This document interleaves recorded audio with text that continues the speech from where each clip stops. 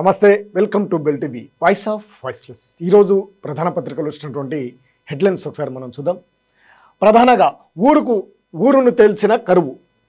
ఊరును తేల్చినటువంటి కరువు ఇప్పుడు తీవ్రమైనటువంటి ఇబ్బందికరమైనటువంటి పరిస్థితి తెలంగాణలో వస్తూ ఉన్నాయి. భూగర్భ జలాలు పూర్తిగా ఇంకిపోయి తీవ్రమైనటువంటి రాజన్న సిరిసిల్ల జిల్లా బోయినపల్లి మండలంలోని రాజరాజేశ్వర జలాశయంలో నీరు తగ్గడంతో ముప్పు గ్రామాలు బయటపడుతున్నాయి.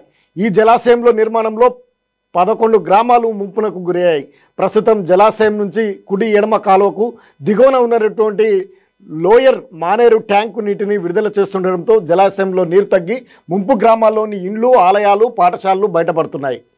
కోదూరుపాకలో తేలిన ఇండ్లు, శివాలయాల చిత్రాన్ని మనం చూడొచ్చు.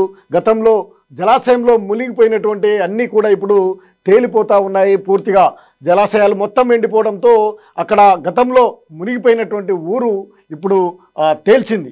కరువు జలాశయాలు పూర్తిగా భూగర్భ జలాలు ఇంకిపోవడము, చెరువులలో కుంటలలో నీరు లేకపోవడంతో ఇప్పుడు గతంలో మునిగిపోయినటువంటి ఊరు బయటకు వచ్చినటువంటి పరిస్థితి మనకు కనిపిస్తూ ఉంది.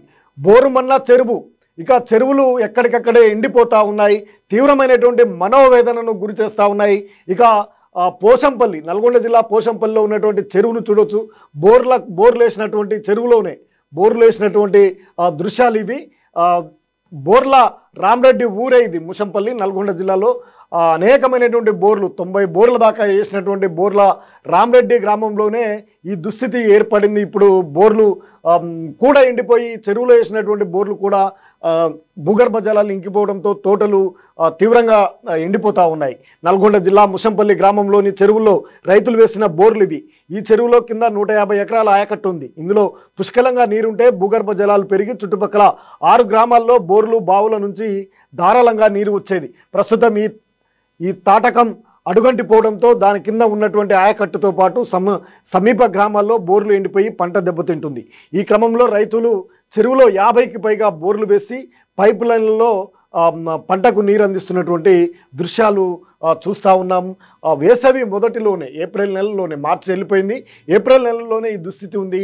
మే, జూన్లో పరిస్థితి ఏ విధంగా ఉంటుందనేది ఆందోళనకరమైనటువంటి పరిస్థితి స్పష్టంగా కనిపిస్తూ ఉంది నల్గొండ జిల్లాలో.